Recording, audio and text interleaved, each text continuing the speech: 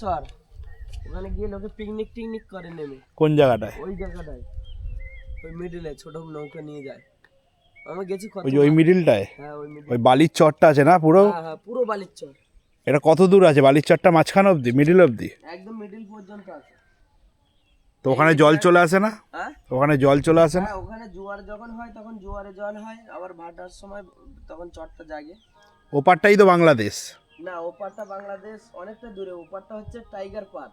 Tiger park? হ্যাঁ ওই জঙ্গলটার নাম হচ্ছে টাইগার পার্ক। আপনার ওর অপোজিট সাইডে হচ্ছে সজনেখালি, সুদান্নখালি আর দোবাকি। আর এটা হচ্ছে পাঁচটা নদীর মুখ।